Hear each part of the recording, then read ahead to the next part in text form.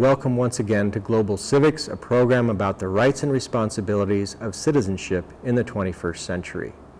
The central topic of this episode is both a concept and a practical reality: transnational regionalism. As you'll hear in just a minute in a roundtable discussion, Montana plays a role in a large multi-jurisdictional organization called PENWR. With me today in our HCTV studio are two distinguished servants of the state of Montana, State Senator Cliff Larson and Director of the Department of Commerce, Meg O'Leary. Thank you both for being here. Pleasure. We're here to talk about a big subject, but in a specific way. The theme of this episode is transnational regionalism, which is sort of academic, but it's a pithy concept, and we're going to kind of get into that. But we're going to start with a very practical organization that you're both quite familiar with, and it's called PENWR, short for the Pacific Northwest Economic Region. We know that a lot of our viewers really won't be familiar with this organization, so part of our task here today is for you to help me make it familiar by describing what it does, why it exists, and then we'll spin around to just a conversation about larger concepts about regionalism. You know, what does it mean to be a region? We know what it means to be a state and a country, but people don't usually speak in regional terms. So let's start with PENWR. A summit is coming up very shortly, and you're both going to it in Whistler, British Columbia. Tell us about PENWR and the summit and what your expectations are, and we'll trade that back and forth.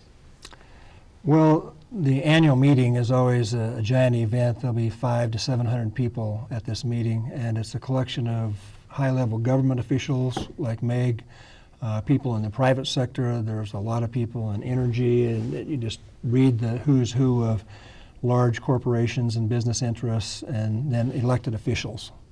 So it's the framework is like a three-legged stool. There's these three parts of business and enterprise and cultural exchange and so on that get together around giant subjects. Yeah, and this transnational region that we're talking about includes all of the Pacific Northwest states, and we should name them. You know, we know Montana, Idaho, Washington, Oregon, Alaska, the Canadian provinces of Saskatchewan, Alberta, and British Columbia, the Northwest Territories, and the Yukon? Yeah. Yukon. So Exactly. lots of jurisdictions, two countries. Meg, you've been to one of these before, so tell us a little bit about what that's like and what your role is as a representative of Montana, or state government. Okay, thank you. It was my first out-of-state travel for under Governor Bullock's administration in 2013. We went to Alaska, and there were probably 20 or so Montanans, and it was a collection of our lawmakers and some government agency people, like my counterpart at the Office of Economic Development, and Director Tooley from Transportation wanted to go. He wasn't able to, but it's very relevant to all of the agencies within government. And the experience was one of education, of a very large conversation that's going on with privately within each province or state.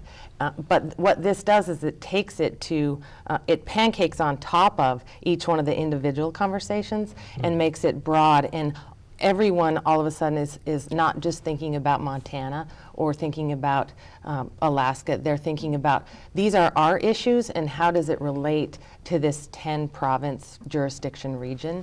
So the education for me was very, very profound, very powerful.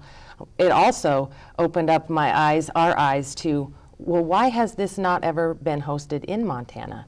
And with the lawmakers' approval, and of course Governor Bullock's, we said, we are going to do this. We can be part, if we're going to participate in the logo and in the conversations, then let's show off Montana as a place that's very viable within the working groups and with what it is we have to offer. So the next meeting you're both going to is coming right up, and that's in Whistler, British Columbia.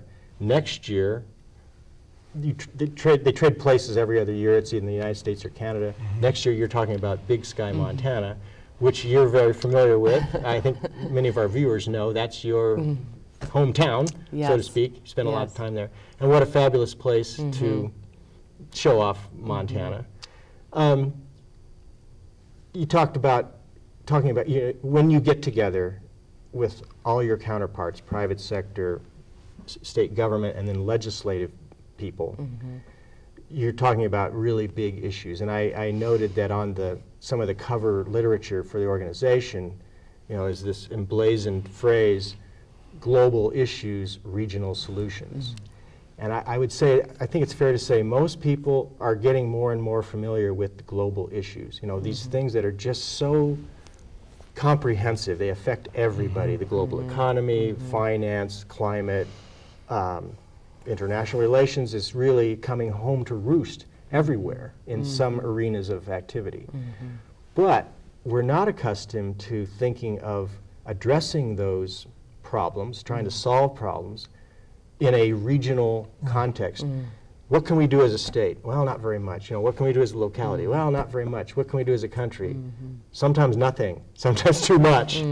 So talk about, I guess, your own, I'm figuring that your own way of thinking has changed somewhat as a consequence of being immersed in a regional forum with a lot of people who have responsibilities as weighty as your own. Absolutely. Talk a little bit about that. We should mention that PNWR was organized in 1991, and Montana was a founding member. But, and Meg's right, we've never hosted an annual summit or a winter meeting in Montana. So eventually, under previous administrations, the energy just wasn't there to do this, and you really need to have the governor completely behind a project like this. And so Governor Bullock has, really sort of run wild with this now.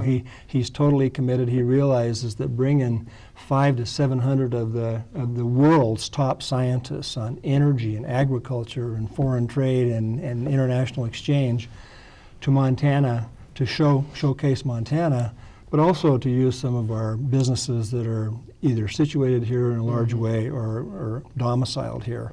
It's a chance to show off a lot of our people.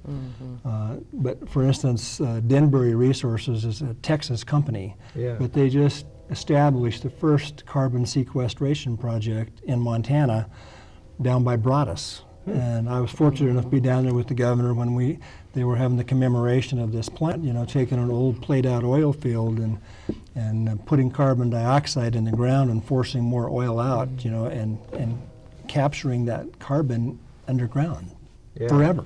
Yeah.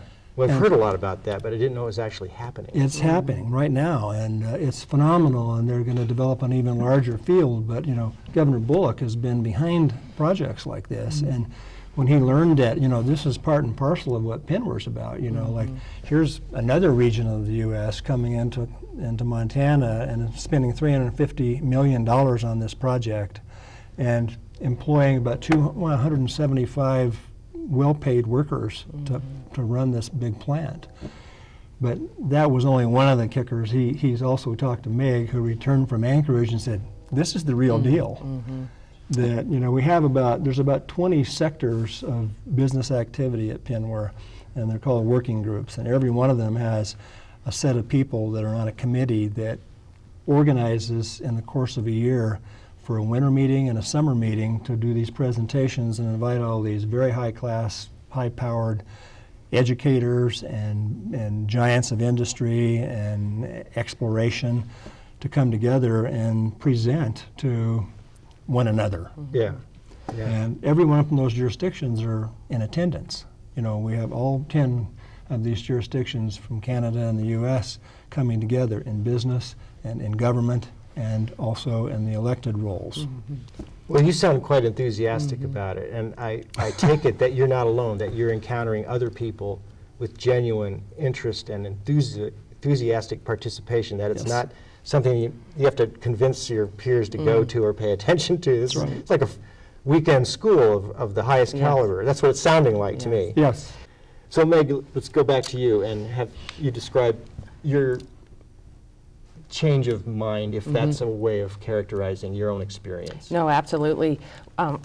In many cases, PNWR in the beginning of my tenure at Commerce was another thing that kept coming up that you guys need to do, and that was from all angles, private sector, lawmakers. we were all shell-shocked saying, we don't even know what Penwar is. So thus, let's go, let's check it out. And that was a qualifying mission to go to Anchorage. And as you know, while that was going on, this was last July, Governor Bullock kicked off his Main Street Montana project in the spring of 2013. And one of the things that we heard across the state from almost every Montanan was, we need to become more engaged in our partners to the north. We all know that Canada is our #1 trade export company, country. So what are we doing? That was a question a question and a great desire. What else can we be doing? So we all are picking up these ideas of trade with Canada. There are a lot of ways we can slice this and dice it, and Penwar is one really great, let's not reinvent the wheel, of an infrastructure that's already communicating. And this is also an organization that doesn't want to just talk, they want to get things done. And so it's very action-oriented, as is Governor Bullock, as is everything that goes on with, this is Main Street Montana book. If you haven't read it, it's very important that you read it. Yes. MainStreetMontanaProject.com, and within here you'll find 5 pillars. And every single pillar within the plan relates back to how we can be successful in the working groups that Senator Larson talks about, whether it's workforce development, and there's so much incredible work going on between our representatives and senators in the state and our administration and private business up along the border, saying, let's get dual certification for welding programs. Let's not think about the border and how it should break down if you can work in my company or if I can work in yours, when we're just, one's in Lethbridge and one's in Eureka. Those kinds of issues we're trying to work through, and this is the stage by which that conversation has started, is Penwar and Main Street Montana. So there's some really great parallels happening. I also wanted to identify something that was really important that we uncovered. So much of this conference and all that I've learned about it is just being engaged, getting there, showing up. After Penwar, the governor went to Alberta for a trade mission, and we did a tour of the oil sands, and wow, how incredibly educational that was. And in the in-flight magazine, as we're flying up, we come across this publication, Oil Sands Review, and this article is doing its marketing for the state of Montana. It's an article that talks about steel fabrication, and it's something oil sand projects need steel structured projects. And if you look at this article, you'll see that Montana ranks as the best place when it comes to total costs. Because if you offshore it, like so many of them have been doing for so many years, now we're coming to that place where the transportation piece is much too expensive because their wages have increased. Yeah. So we're finding that Montana is wildly competitive on many platforms. Everything I've read about Penwar, I've sort of been a crash course in reading here in the last few days, underscores what you're saying, especially with respect to Montana's positioning within this multi-jurisdictional unit. Early on, kind of at the margin, and we thought of ourselves as marginal. Commodities trade going west, oil and gas coming down from the north. And at the time, I was always shocked to find out that lots of people who live on the High Line, 10 miles from the 49th parallel, had never been across it. Over the years, these folks have gotten to know each other much better. And they're learning, and as you're learning, that actually regional coordination, which doesn't sound very sophisticated. I mean, coordinating regional policies, between states and provinces sounds kind of, government at work, but it's so much more than that. And I guess what I've learned is that states and provinces have among themselves respective powers that are significant. We know about states and their limited sovereignty vis-a-vis the national government. We know that provinces have significantly more power within their territories. The provinces own resources. The states don't own resources. So the combination of states and provinces, all of whom are resource rich, you know, makes for a powerful combination. And I'm recalling now that the region has been characterized as, you know, if it were a country, it'd be like the 11th ranked country in the advanced industrial universe. And that doesn't seem to really matter that much anymore. I mean, you know, it's not a country, it's not becoming a country, but it's becoming a more closely coordinated, rational combination of forces. It's a massive economic engine. And until you peel back the layers of the onion, you don't see that.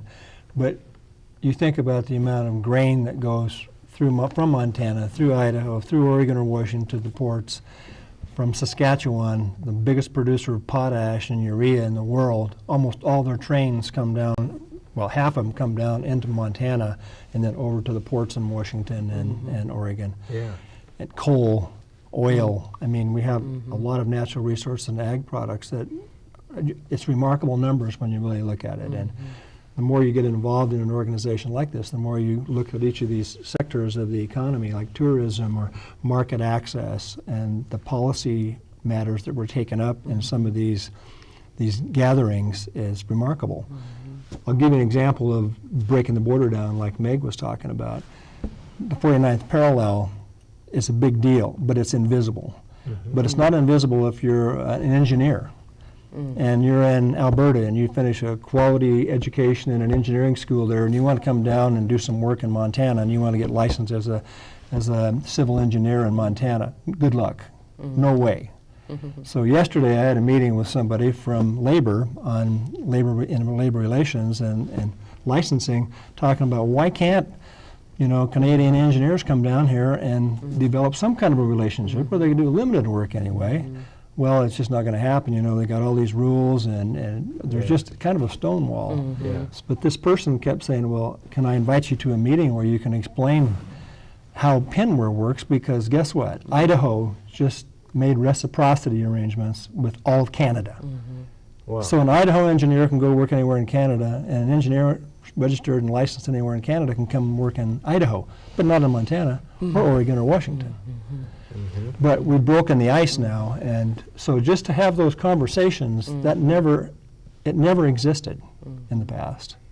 It's wonderful. Yeah, it is. And another experience that was effective for me last year was hearing the issues that Alaska has as it relates to the federal government, and the conversation was so intense and so daunting that I was really happy that we didn't have the issues that Alaska had. So the education of knowing all the good things that we have when it comes to policy, how much we are regulated or not regulated as compared to the other jurisdictions in the region. So it gives you a sense of a reality of what it is you're dealing with. Yeah. Well, you're talking about what I find so interesting about states and provinces working together is that you actually get down to very practical issues. Yes. You know, I took a course in licensure and the ability to work on two sides of a border. Yes. The federal government may or may not have something to say about that, but the states and provinces have a lot. Pinware organizes an annual training event where they teach American elected officials like me how Canadian government works. And we do the same for them in various places in the U.S. And just to learn about the differentials, once you get those out of the way, you realize, well, they're just people trying to do business and have trade and tourism and just like we are. So you have the dialogues and you really understand how they operate and develop business relationships. It works. Yeah. You spoke a little bit, Meg, about workforce development, and that's another area that, you know, enters into the conversation here, not just with licensing issues and reciprocity, but with the future needs of the economy and what kind of workers, what kind of education, what kind of training is appropriate to the future of this region. And I am gathering that there is an ongoing significant transition, not to the detriment of traditional resource-based industries, not at all. There's a lot of new development there. But there's a whole other range of sectors. As the population in the entire region ages, sort of rapidly, people's needs change, and there's a lot more emphasis on healthcare, on business services, on the service sectors. And I wonder if within Penware, do those kinds of things come up, and new ideas about how to trade information, exchange information, and develop a highly trained workforce that's going to meet these needs. And the other sector that seems to be growing rapidly in our region is high technology manufacturing. Yep. You mentioned steel fabrication in Great Falls. Well, that's kind of new for Great Falls. The other thing, you mentioned healthcare, and Cliff is going to address this a little bit more thoroughly than I am, but I attended a session last year on healthcare because while it's not a working group that's been around since 1991, Penware knows it's very important, and so they're trying to get, the organization is trying to get their arms around what can we do to help stimulate more nursing and more that goes on with healthcare service. And so I think there will be more to come from Penware on healthcare.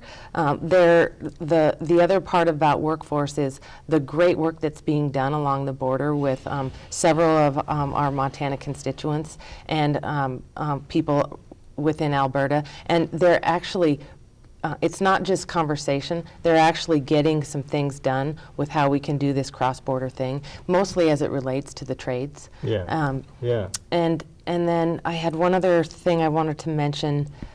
As with the governor attending Penware this year, there are some examples within British Columbia that we will be taking advantage of. We'll be hearing how certain businesses have developed apprenticeships and internships, and we know that that is the way that public and private can partner to overcome this workforce challenge that we have. It's a conversation that's going across the country, across the globe, and it oftentimes, in the conversations I'm in, end up on these two things, internships and apprenticeships, as the way to the future. Yeah, those terms are rich in the literature now. The Economist magazine, they're looking at the German model, which is based on this concept. So yeah, it's spreading across our planet and into our region. I'm glad you brought up Indian country, because a lot of people don't have, I think, a fully educated view of how diverse the cultural milieu is in the Pacific Northwest. Each state and each province has large, substantial, significant populations of American Indians, and they're governed differently in the provinces in Canada and the United States. So there's a lot of information to share and comparisons to make. And again, Montana is special in that there are tribes on the Alberta side of the border and on the Montana side of the border that are blood brothers, in the real thing, and yet they're separated by a national border, and that's a bit of a hurdle for them to overcome. But we know they are the fastest growing minority in the region.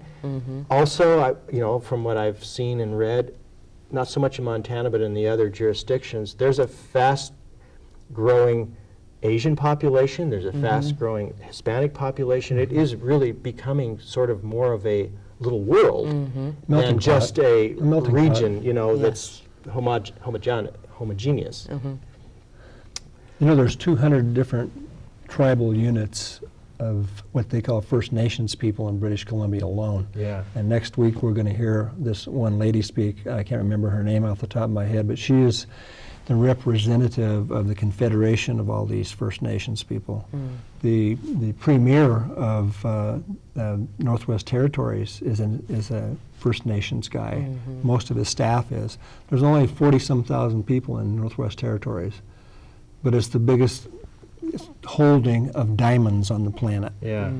They have untold wealth in natural gas and oil and other minerals. But if you look at a map and see how huge that is, and think about 50,000 people spread out in that country, they have all kinds of challenges. And so they're learning a lot about infrastructure and engineering and how to develop trade relationships and have a flow of people to go up and help develop some of their natural resources. And Meg's going to get a real kick out of listening to some of these people. I've been there a little bit longer, and it's just every time it's a different, exciting adventure. I wanted to comment briefly about energy. My first experience with Penware was to go to the Legislative Energy Horizon Institute, which is a training program that Penware stages with the U.S. Department of Energy and the University of Idaho and a lot of sponsors. They take between 40 and 45 elected people from all the jurisdictions, the 10, and they go to a central place and they study energy. And the first thing, I was stunned because I thought, I know about energy when I went there. You know, hey, this big deal. I got to go to this meeting and I know about energy. Well, I knew how to turn on a light switch. Because when I got into this, it was 60 classroom hours of training on energy. I'm now the chairman of the Energy Committee in our legislature. And so you graduated from that class. I mean, I don't know that much more about energy now because it's a complex subject. Sure. But, Yeah. but the reality is they train people who are legislators to understand energy and energy policy. So when you go back to your legislatures and you have energy matters to deal with, whether it's a transmission line or an oil well or an oil spill, or you really have a much larger concept of what you're dealing with. But that's one of the training programs that they stage every year. And in the end, you go to the D.C. for your last 12 hours of training, and then you get a party at the Canadian Embassy. Oh, that's a big Because they're that's a big Canadian surprise. Yeah. legislators, Yes. members of the Legislative Yes, Assembly, very and nice. us. That's Yes. wonderful. Yeah.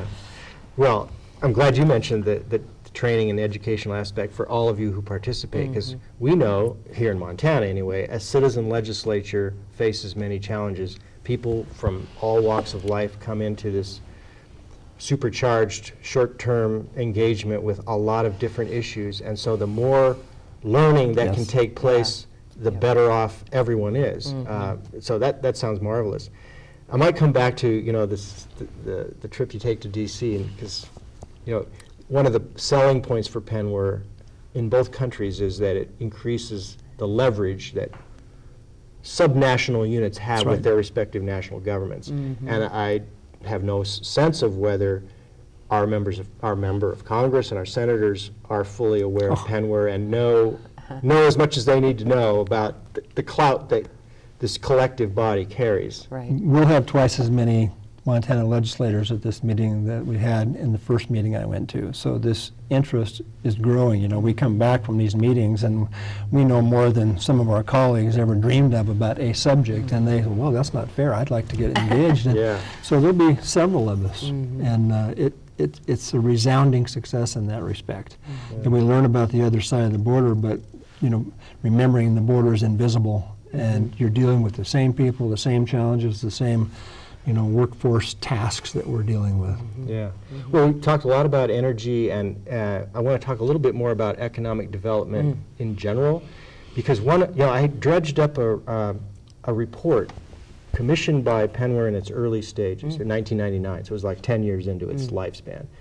What is PennWer going to be doing, and what's it going to look like in 2025? You know, we're not there yet, but it's a fascinating read, because what the authors, you know, they're mostly researchers and sort of academic analysts, they're kind of pointing in very various ways to the kind of fundamental internal tension in our region. I mean, it's a global tension, but we feel it especially. That is how to balance values that people who live in this region have for the wilderness, for public land, for access, for recreation, for the tourism industry that's based on the absence of industrialization. Yes. Then the other side of the coin is we've got natural resources all over the place, huge quantities of them, more than we can consume, so we're an export-based region. And sometimes the emphasis seems to some people to be too much on the economic side of the PennWer mission and not enough on the ecological sustainability side of the same coin. So, Meg, you know, you're ahead of our economic development agency, so I'm sure this is more than familiar to you, but tell us in your own words how you see PennWer helping to accomplish that balance on an ongoing basis, so that in 2025 the region is as strong and viable in so many ways as some of these predictions have for it. Well, I love that you're bringing up the part about balance, economic development, so jobs of today and jobs of the future, and our heritage, right? And this whole region has natural beauty and natural resources. And in the conversations last year, I think resounding conversation with everyone that I spoke to last year is, how do we keep the balance while we're keeping economic prosperity?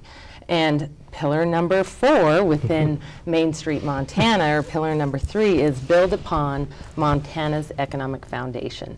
And what that means, in my words, is protecting our natural resources and the natural beauty and the reasons why people live here and people visit here from all over the globe. Protecting those, but yet sharing them with people, and extracting them, or what have you, on how we can have economic prosperity. When we went out in the beginning stages of Main Street Montana, we talked to over 3,000 Montanans. And between the survey and the roundtables that we did, we heard that our number one strength, by far more important than any other attribute that we have, our number one strength is our quality of life. Now, that means different things to different people, especially where you are within the state geographically. Yeah. It might be arts and culture, or it might be kayaking and fishing. But quality of life is very, very important to Montanans. We all know it's very important to Governor Bullock, and so the balance. And I think that as long as there are people convening and having conversations about, yes, we want you to be economically prosperous, but we want to protect what we have. So let's learn from places that have really botched it, and let's keep paving the way for the great things that we're doing. Yeah. Well, I can say, all of the literature that each jurisdiction puts out to promote itself. I think in this particular region, just take a map and look at these places, and a lot of people in Montana have been to these places. Yeah. If not all of them, a lot of them. There is that common thread of quality of life, and there's more to it. There's more commonality than we might expect, because everybody appreciates the landscape. Everybody wants a job. And if you can have a good job and enjoy the non-working part of your life in the glorious outdoors that we all experience, well, then that's about as good as it gets. And so I think the Pacific Northwest writ large kind of presents itself as a dynamic, ascending arena of the world where the number one value is the quality of life. Well, that's pretty strong start, I think, on sustainability.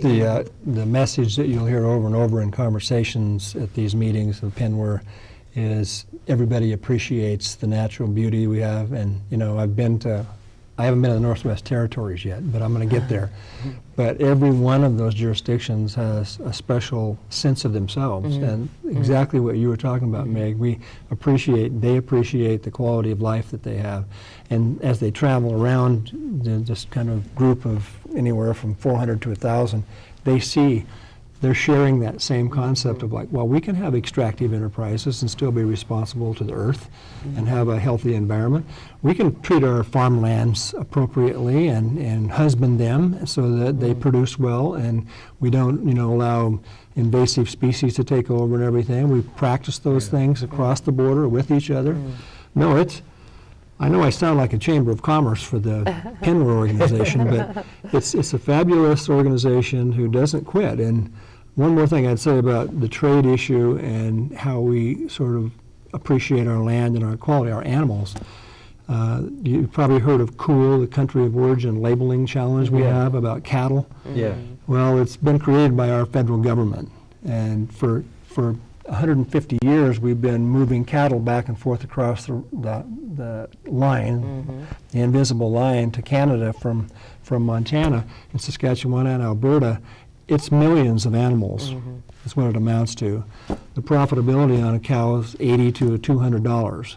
Some of these impositions now, because of the COOL, the country of origin labeling, are taking much of the profit out of these cross-border transactions, and it's really unnecessary. They had one experience of a mad cow several years ago, got isolated, they took care of the problem, and now there are some consumer groups in our country that are saying, well, we need to have more rigid rules and we need to advertise on meat packaging, exactly where they were from. Well, for 150 years, people have been eating beef sheep that spent part of their life in Canada, part of their life in Montana.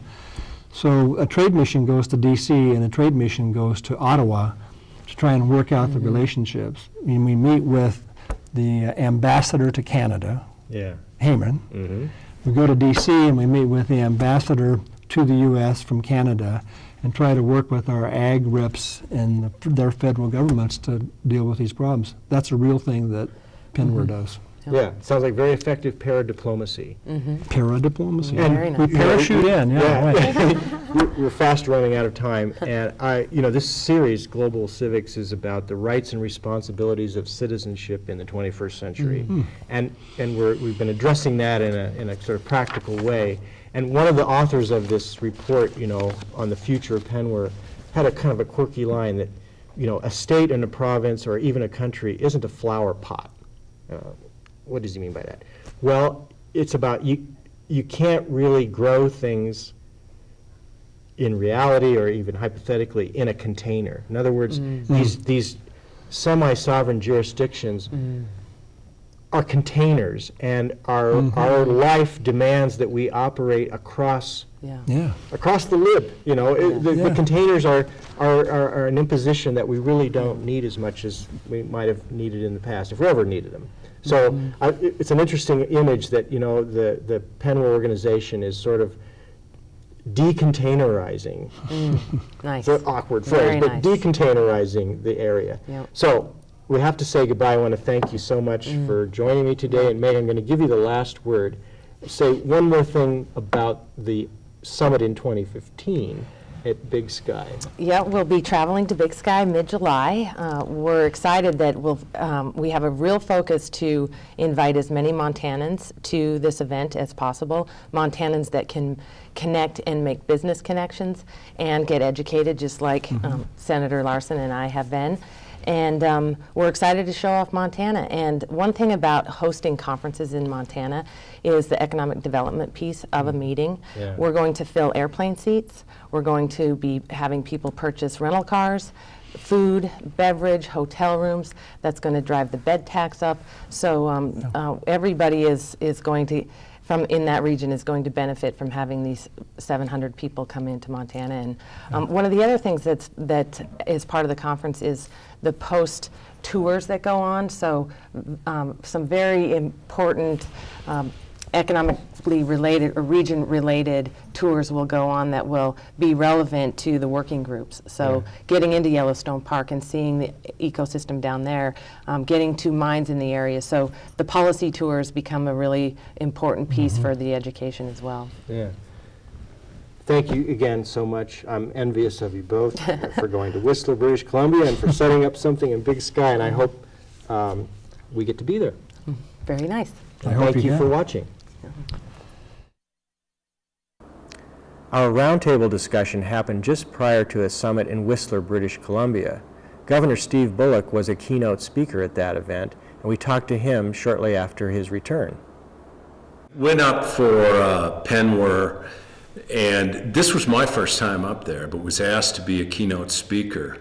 And what it really, I kicked off the overall speech with a quote from Henry Ford that said, "Coming together is certainly a beginning, staying together is progress, but working together is a real success." And in the framework of, as opposed to just either partisan battles or opposed to sort of some of the challenges that we have, how we really succeed as a state and as a region is figuring out the way that, we could all come together to have a conference. And Penware had over 600 individuals from, elected representatives from both the western states and the provinces, CEOs and others. But it's really then, how do you work together? How do you roll up your sleeves to address some of both the challenges and the opportunities that we have?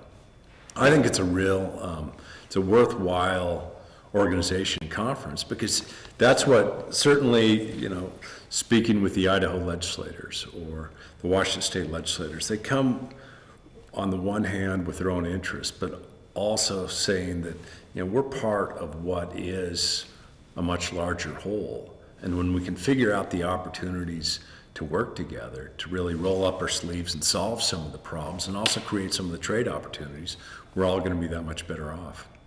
There certainly is a different philosophy. Now, there's a piece of it, selfishly, Canada is Montana's largest trading partner. over $500 million a year. It's over or about a fourth of our overall exports. There's some real direct linkages there, even from companies that are located in Montana that we're working on making sure that they're certified in Canada as well. So some direct things to really address, here are the specific needs of Montana.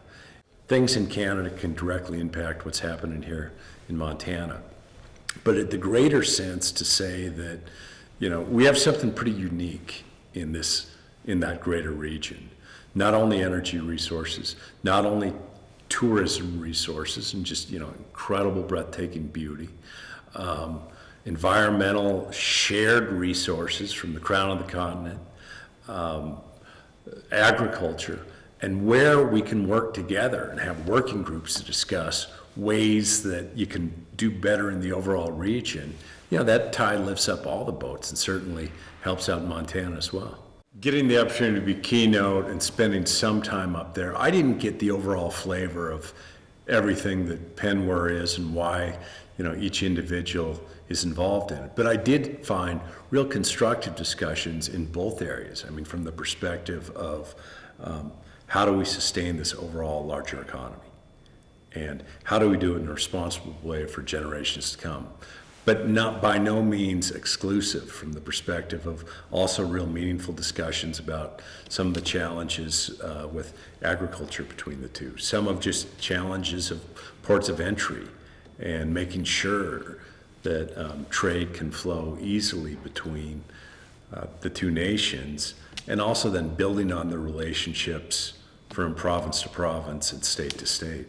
So I didn't find any overarching, here's sort of some underlying theme other than let's look at this greater region and let's look at where the opportunities are to be working together and building relationships, not only just in government, but also with private sector. I mean, I think there was, a handful, 20 different CEOs there as well to engage in some of these discussions as well. And how do you continue to build out this region for success? Growing up in Montana, my sense of region, frankly, wasn't any larger than the 147,000 square miles that our state is. And didn't really think of anything beyond that in some respects. Now, interestingly, through PennWer or through pretty active in Western Governor Association, where each of the governors of the Western states come together a couple times each year, you see that you quickly realize that your challenges and opportunities are so much larger than the state, and to find the ways to work together, be that in simple things like when we as the Western states come together to talk about ways to make sure that our forests are both managed at times, but the ecosystems are protected, we're that much stronger. When we look at the fact that as we generate renewable energy in Montana, much of it will be going also beyond our borders if we actually want to expand in that area. We're going to actually host PennWer for the first time ever here in Montana next year, because that's, over 600 came to Whistler. I expect the same to Montana, and that's both, again, people in government, both the states and the provinces, and CEOs throughout, to really have the discussions, but also to experience all that the state is. So I've put together a host committee, which I think it's a great committee. It's a handful of legislators, Democrats and Republicans. The head of my Department of Commerce, Meg O'Leary, Webb Brown, the head of the Chamber of Commerce, Diane Smith, who lives up in Whitefish, and it talks quite a bit about sort of building rural economies. And we're all going to sit down together and say, where do we want to really make the imprint of what this conference will be about? I anticipate in part, one thing that I'll want to stress is, we've been working on this Main Street Montana project, which was really building a business plan, bottoms up, for the state of Montana, assessing where our strengths and weaknesses are, where all we can go into the future. I anticipate that being part of it, because from the perspective of what we've been doing there is what Penware also needs to be doing, is not only having discussions, about the exact issues of the day and where there may be conflict or where there may be opportunities, but really looking at the region as a greater whole and saying, where else can this region be 10, 20 years down the line? And what do we as states and provinces need to be doing to really build that and sustain that? As you've seen and heard, Penware's emphasis is on increasing economic interdependence and development in this large transnational region. There are other transnational endeavors that focus more on the ecological dimension of regionalism. Sean Johnson is going to tell us about the Crown of the Continent, an endeavor involving Montana, British Columbia, and Alberta. Hi, my name's Sean Johnson. I'm with the Center for Natural Resources and Environmental Policy at the University of Montana. I wanted to share a little bit about the work that we've been doing to help bring people together throughout the Crown of the Continent region.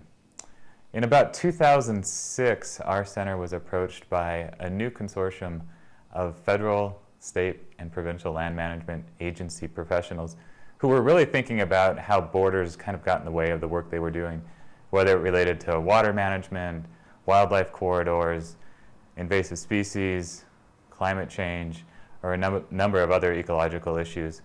And so they contacted us to think about ways to bring that need to work across boundaries to the public. And as we continued to have those conversations, it became apparent that people throughout the Crown of the Continent region that spans Montana, Alberta, and British Columbia really shared an affinity for the land that was well beyond those ecological issues.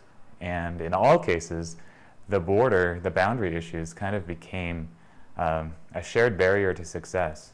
And so starting with those conversations and then a series of workshops that we held starting in 2008, we engaged the universities, the nonprofit sector, tribes and First Nations, conservation organizations, community leaders, and others who were living in the region, and brought them together to explore shared interests. And through those conversations, it became clear that there was a real opportunity to bring people together to network with one another, learn about what was going on in different parts of the region, and really think about what does it mean to live and work in a transboundary area. At the same time we were having these conversations, there were kind of organic groups that were coming together around some shared interests. So beginning in the late 90s, there was a group that was started by a partnership between the University of Montana and the University of Calgary of bringing students together to understand the natural resource elements that were common across the boundary. So really identifying the Crown of the Continent as an ecosystem that was a 18 million acre ecosystem that spanned that whole region. Related to that, in the late 90s, there was a group called the Crown of the Continent Ecosystem Education Consortium that came together in partnership with Glacier National Park to really think about how do we understand what this ecosystem is and talk about it in ways that were relevant to school students. And they developed a K-12 curriculum that was transboundary and spanned that whole region. I mentioned the Crown Managers Partnership, which started in around 2000, and that was the land management agencies coming together. Over time, the breadth of people coming together expanded beyond kind of natural resource and ecological concerns. One of the major issues that people saw as an opportunity was to bring people together around this concept of ecotourism or geotourism. And so in partnership with the National Geographic Society, a group got together and created a geotourism map guide for the region that really showcased those cultural, natural heritage, community amenities that would attract sustainable tourism to the area. And so that group, they came together in the mid-2000s and have actually gone through a couple generations of a map guide now and continue to meet to think about ways that the region itself is an asset that is valuable to people in the tourism business from all those different quadrants. One other thing that we're seeing increasing interest in throughout the region is the role of the transition in the energy sector and what that means across the boundary, whether you're on the east side of the divide or the west side of the divide. And really at the start of those conversations, because they have huge impacts across the three issues that we've identified people are most interested in, and those are the community-based interests, which include economic development, sustainable economic development, livelihood concerns, recreation. The cultural elements, which are how do we sustain and honor and preserve the unique cultures of the region, whether they stem from the tribes and First Nations, the ranching heritage, the farming agricultural heritage that's along the eastern slopes of the Rockies, the timber and mining kind of natural resource heritage of the region and its role, as well as the role of civic organizations in really shaping the region. So there's a huge sense of pride in the sense that the Rotary clubs were the ones that came together to really spur the government to come together and form the world's first peace park at Glacier and Waterton. So there's all those different elements on a cultural side that I think people are interested in honoring and preserving. And then the third piece is kind of where we started, but it's the conservation elements. People recognize that the landscape and its features are vital to the success of our communities and our well-being and our livelihoods. And so how do we find ways to conserve those natural resources, enhance them in some cases, and in other cases restore them where they've been degraded? And so those have kind of been the major themes and threads of conversations that we've had. Whether we're talking about two different federal systems of government or state and provincial government, all of these are barriers to working together cooperatively, and you have to think about different ways to work through those systems. And so whether it's developing memorandum of understanding amongst the agencies or working at the managerial level where people can kind of integrate major themes into their own systems and sets of protocols or whatever it might be. I think people see it as both kind of a challenge and an opportunity in the sense that they know that in order to achieve some of their own interests, they have to figure out ways to work with their neighbors. And it's kind of a puzzle to think about, okay, given my own system and set of protocols and challenges, how do I best do that?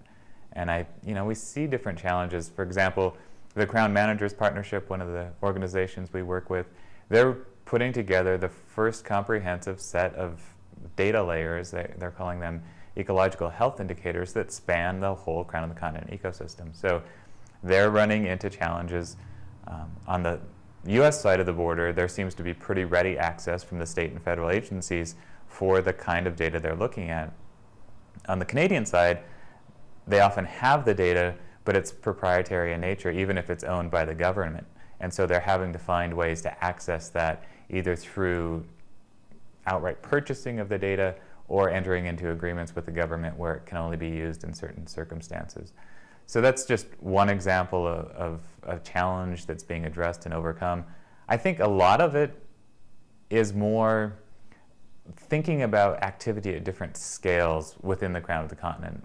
For example, one of the things that we're seeing increasing interest in is how do you engage in your community, in your watershed, in your place, because it's the place where you live, it's the place where you work, it's the place where you recreate and you know one another, and still have an impact at the scale of the Crown of the Continent. And so whether it's a group like the Blackfoot Challenge or the Old Man Watershed Council or the East Kootenai Conservation Partnership or any number of these groups that are very engaged and active in their part of the country or part of the region, they're increasingly interested in learning from one another. And I think we at the university see our role in helping facilitate that. And in fact, the kind of ad hoc network that we formed, the Roundtable on the Crown of the Continent, serves just that purpose. It provides this forum for all these different organizations and entities to come together to explore common interests, to learn from one another, what's working, what's not, think about best practices, think about the role of government and government policies in advancing some of those interests and objectives, where there are barriers, where there's impediments, and so on. That's kind of the last thing I want to say is that none of this is happening because it's just a good idea. I think people see it because it adds a benefit to the work that they're already doing, that they can't solve the issue or the challenge on their own. And so whether it improves their economic well-being, whether it improves environmental outcomes, community well-being, social well-being, enhances the cultural elements of the region, whatever it might be that an individual is bringing to the table, they see real benefit in kind of having this larger regional dialogue that that spans boundaries, issues, and sectors. Get ready. First one. Name the Canadian entities in the Pacific Northwest Economic Region. Give you a hint, there are 4 provinces and 2 territorial entities. Second question. What's so special about the relationship between Glacier National Park and Waterton National Park? Okay, if you know the answers, send us an email. Prove you've got them. And now it's time for Just a Minute for Human Rights. I'm Amanda Page, and what human rights means to me is to treat everyone with the same kind of respect that you deserve as well, no matter the sex or the race, the gender or the ethnicity or the sexual orientation. Treat everyone with the same kind of respect. We are all human beings on this earth, and we all deserve to have a great life. And that'll be it.